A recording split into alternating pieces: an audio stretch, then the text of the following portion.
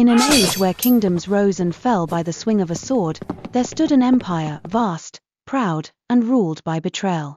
This was the Heng Empire, a realm forged in blood and ambition.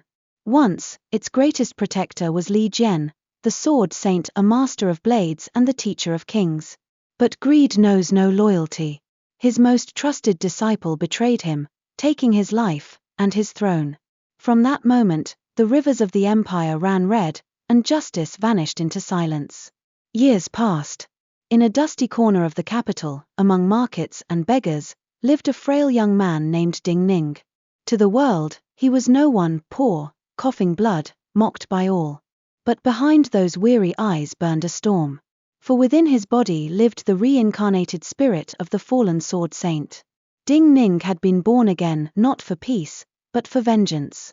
Each night, he whispered to the heavens, "Teacher, your sword shall rise again, through me." By day, he was an ordinary tea shop worker. By night, under the pale moon, he trained in silence. Every breath was a cut, every heartbeat, a strike. The air shimmered as his spirit merged with his blade, forming what ancient masters called the sword soul. Pain tore through his veins, yet he did not stop.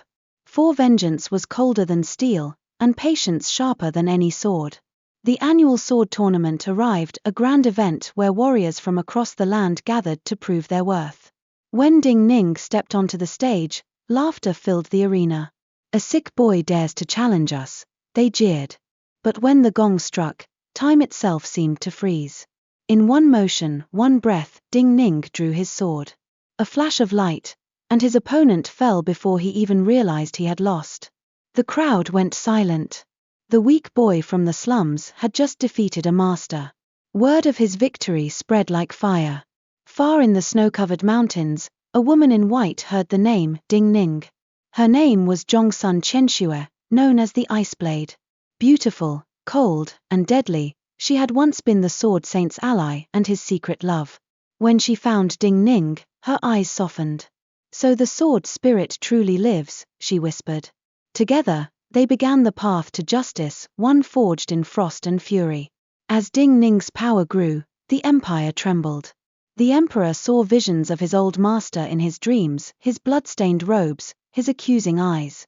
"End the boy before he ends you," his ministers warned. But destiny had already unsheathed its blade. Ding Ning's name spread across the martial world, the sword reborn.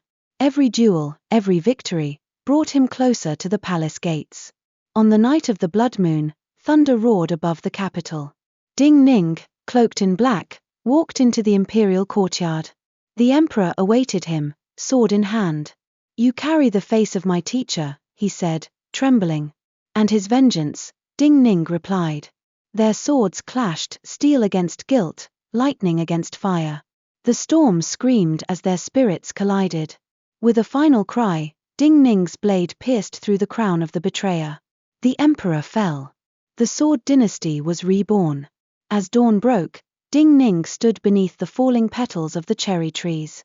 He looked toward the rising sun and whispered, "Teacher, justice has been served." The wind carried his words across the empire.